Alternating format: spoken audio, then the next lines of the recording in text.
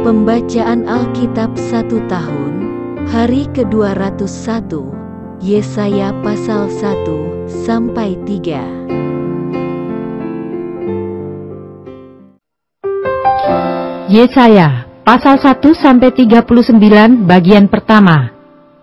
Pasal 1-12 nubuat tentang Yehuda dan Yerusalem. Pasal 1 ayat 1 judul penglihatan yang telah dilihat Yesaya bin Amos tentang Yehuda dan Yerusalem dalam zaman Uzia, Yotam, Ahaz, dan Hizkia, raja-raja Yehuda.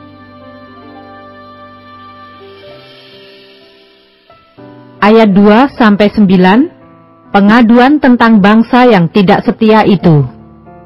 Dengarlah hai langit dan perhatikanlah hai bumi, sebab Tuhan berfirman, Aku membesarkan anak-anak dan mengasuhnya, tetapi mereka memberontak terhadap aku. Lembu mengenal pemiliknya, tetapi Israel tidak. Keledai mengenal palungan yang disediakan tuannya, tetapi umatku tidak memahaminya.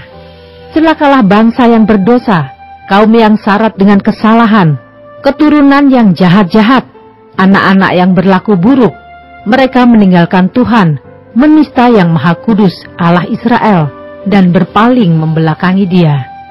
Di mana kamu mau dipukul lagi, kamu yang bertambah murtad, seluruh kepala sakit dan seluruh hati lemah lesu. Dari telapak kaki sampai kepala tidak ada yang sehat, bengkak dan bilur dan luka baru, tidak dipijit dan tidak dibalut dan tidak ditaruh minyak. Negerimu menjadi sunyi sepi, kota-kotamu habis terbakar. Di depan matamu orang-orang asing memakan hasil dari tanahmu. Sunyi sepi negeri itu seolah-olah ditunggang balikkan orang asing. Putri Sion tertinggal sendirian seperti pondok di kebun anggur, seperti gubuk di kebun mentimun dan seperti kota yang terkepung. Seandainya Tuhan semesta alam tidak meninggalkan pada kita sedikit orang yang terlepas, kita sudah menjadi seperti Sodom dan sama seperti Gomora. Ayat 10-20, bertobat lebih baik dari mempersembahkan korban. Dengarlah firman Tuhan, hai pemimpin-pemimpin, manusia Sodom. Perhatikanlah pengajaran Allah kita, hai rakyat manusia Gomora. Untuk apa itu korbanmu yang banyak-banyak? Firman Tuhan, aku sudah jemu makan korban-korban bakaran berupa domba jantan dan akan lemak dari anak lembu gemukan. Darah lembu jantan dan domba-domba dan kambing jantan tidak kusukai. Apabila kamu datang untuk menghadap di hadiratku, siapakah yang menuntut itu daripadamu, bahwa kamu menginjak-injak pelataran bait suciku? Jangan lagi membawa persembahanmu yang tidak sungguh, sebab baunya adalah kejijikan bagiku. Kalau kamu merayakan bulan baru dan sabat atau mengadakan pertemuan-pertemuan, aku tidak tahan melihatnya, karena perayaanmu itu penuh kejahatan. Perayaan-perayaan bulan barumu dan pertemuan-pertemuanmu yang tetap, aku benci melihatnya. Semuanya itu menjadi beban bagiku. Aku telah payah menanggungnya. Apabila kamu menadahkan tanganmu untuk berdoa, aku akan memalingkan mukaku. Bahkan sekalipun kamu berkali-kali berdoa, aku tidak akan mendengarkannya, sebab tanganmu penuh dengan darah. Basuhlah, bersihkanlah dirimu, jauhkanlah perbuatan-perbuatanmu yang jahat dari depan mataku. Berhentilah berbuat jahat, belajarlah berbuat baik, usahakanlah keadilan, kendalikanlah orang kejam, belalah hak anak-anak yatim, perjuangkanlah perkara janda-janda. Marilah, baiklah kita berperkara, firman Tuhan. Sekalipun dosamu merah seperti kirmisi, akan menjadi putih seperti salju. Sekalipun berwarna merah seperti kain kesumba, akan menjadi putih seperti bulu domba.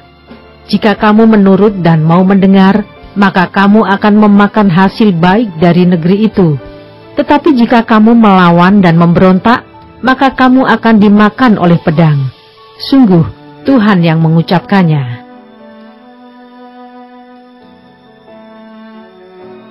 Ayat 21-31. Hukuman atas Yerusalem. Bagaimana ini kota yang dahulu setia sekarang sudah menjadi sundal? Tadinya penuh keadilan dan di situ selalu diam kebenaran, tetapi sekarang penuh pembunuh. Perakmu tidak murni lagi, dan arakmu bercampur air. Para pemimpinmu adalah pemberontak dan bersekongkol dengan pencuri. Semuanya suka menerima suap dan mengejar sogok. Mereka tidak membela hak anak-anak yatim, dan perkara janda-janda tidak sampai kepada mereka. Sebab itu demikianlah firman Tuhan, Tuhan semesta alam, yang maha kuat pelindung Israel.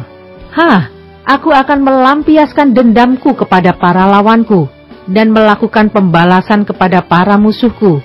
Aku akan bertindak terhadap engkau. Aku akan memurnikan perakmu dengan garam soda, dan akan menyingkirkan segala timah daripadanya. Aku akan mengembalikan para hakimmu seperti dahulu, dan para penasehatmu seperti semula. Sesudah itu engkau akan disebutkan kota keadilan, kota yang setia. Sion akan kubebaskan dengan penghakiman yang adil, dan orang-orangnya yang bertobat akan kubebaskan dengan tindakan yang benar. Tetapi orang-orang yang memberontak dan orang-orang berdosa akan dihancurkan bersama, dan orang-orang yang meninggalkan Tuhan akan habis lenyap. Sungguh, kamu akan mendapat malu karena pohon-pohon keramat yang kamu inginkan, dan kamu akan tersipu-sipu karena taman-taman dewa yang kamu pilih. Sebab kamu akan seperti pohon keramat yang daunnya layu, dan seperti kebun yang kekurangan air. Maka yang kuat menjadi seolah-olah kapas, dan pekerjaannya menjadi seolah-olah bunga api. Keduanya menimbulkan api, dan tidak ada yang dapat memadamkan.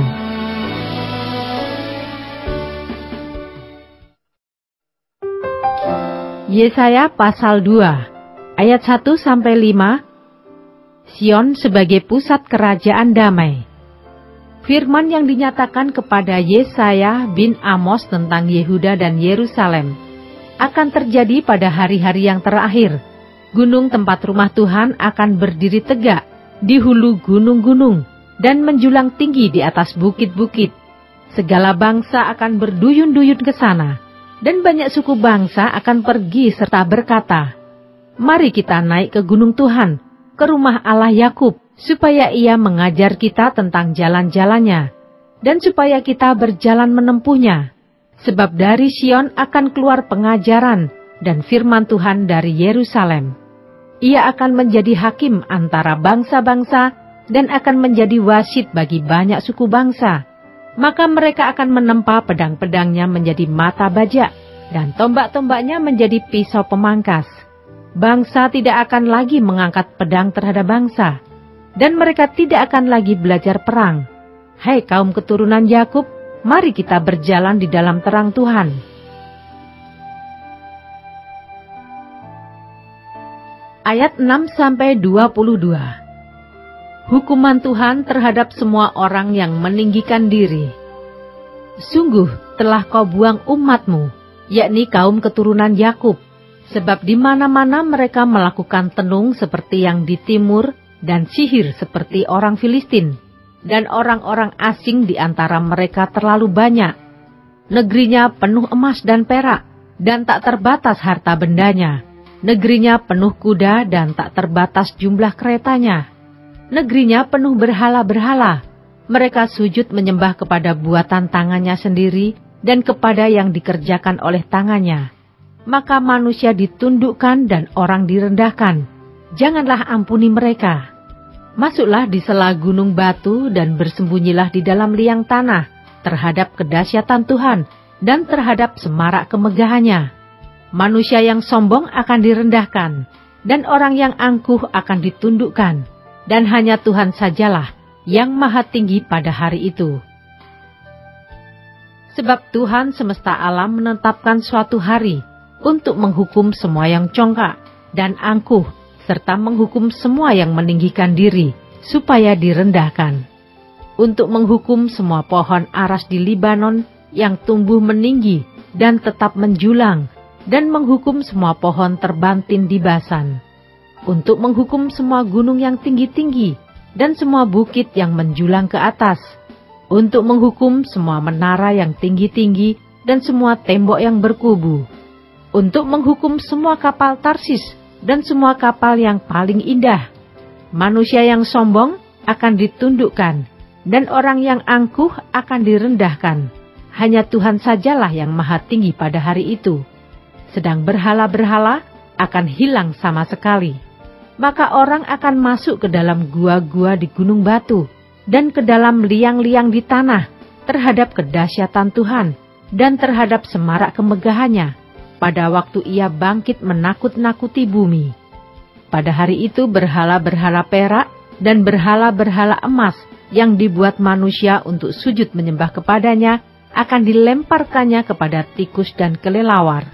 Dan ia akan masuk ke dalam lekuk-lekuk di gunung batu dan ke dalam celah-celah di bukit batu terhadap kedahsyatan Tuhan dan terhadap semarak kemegahannya pada waktu ia bangkit menakut-nakuti bumi. Jangan berharap kepada manusia, sebab ia tidak lebih daripada embusan nafas, dan sebagai apakah ia dapat dianggap?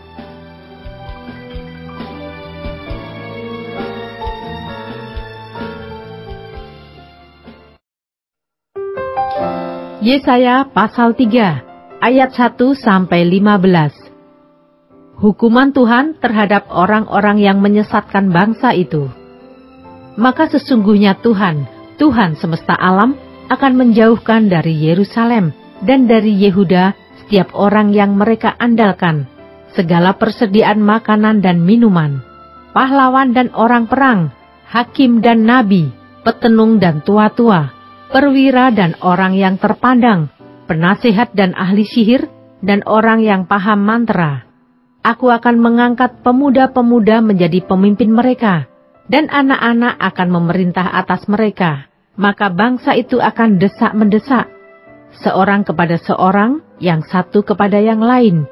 Orang muda akan membentak-bentak terhadap orang tua, orang hina terhadap orang mulia.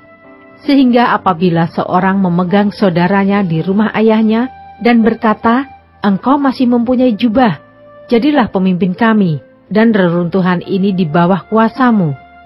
Maka pada waktu itu saudaranya akan menjawab, "Aku tidak mau menjadi tabib. Di rumahku tidak ada roti dan tidak ada jubah. Janganlah angkat aku menjadi pemimpin bangsa." Sungguh, Yerusalem telah runtuh dan Yehuda telah rubuh, sebab perkataan mereka dan perbuatan mereka melawan Tuhan, dan mereka menantang kemuliaan hadirat-Nya. Air muka mereka menyatakan kejahatan mereka, dan seperti orang Sodom, mereka dengan terang-terangan menyebut-nyebut dosanya, tidak lagi disembunyikannya. Celakalah orang-orang itu, sebab mereka mendatangkan malapetaka kepada dirinya sendiri. Katakanlah berbahagia orang benar, sebab mereka akan memakan hasil pekerjaannya. Celakalah orang fasik, malapetaka akan menimpanya, sebab mereka akan diperlakukan menurut perbuatannya sendiri. Adapun umatku, penguasa mereka ialah anak-anak, dan perempuan-perempuan memerintah atasnya. Hai umatku, pemimpin-pemimpinmu adalah penyesat, dan jalan yang kamu tempuh mereka kacaukan. Tuhan mengambil tempat untuk menuntut dan berdiri untuk mengadili bangsa-bangsa. Tuhan bertindak sebagai hakim atas tua-tua dan pemimpin-pemimpin umat-Nya. Kamulah yang memusnahkan kebun anggur itu, barang rampasan dari orang yang tertindas tertumpuk di dalam rumahmu. Mengapa kamu menyiksa umatku dan menganiaya orang-orang yang tertindas? Demikianlah firman Tuhan Allah semesta alam.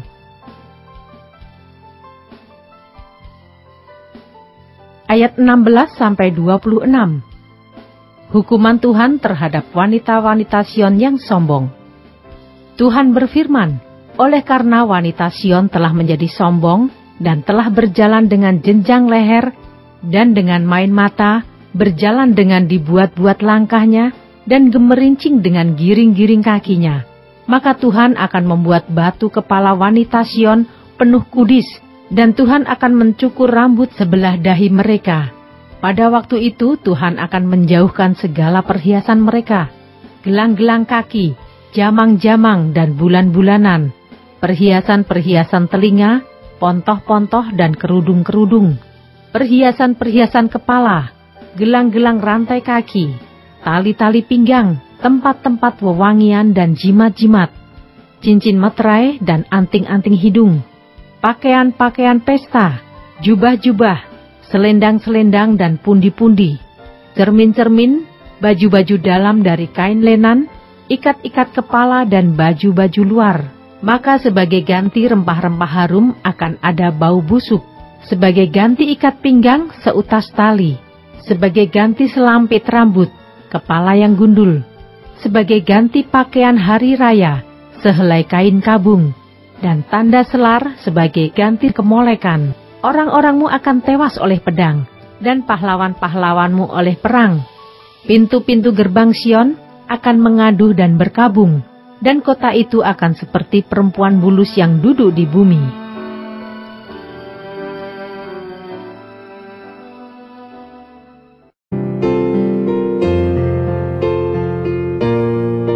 Demikianlah pembacaan Alkitab 1 tahun di hari ke-201. Yang berbahagia ialah mereka yang mendengarkan firman Allah dan yang memeliharanya. Tuhan memberkati. Amin.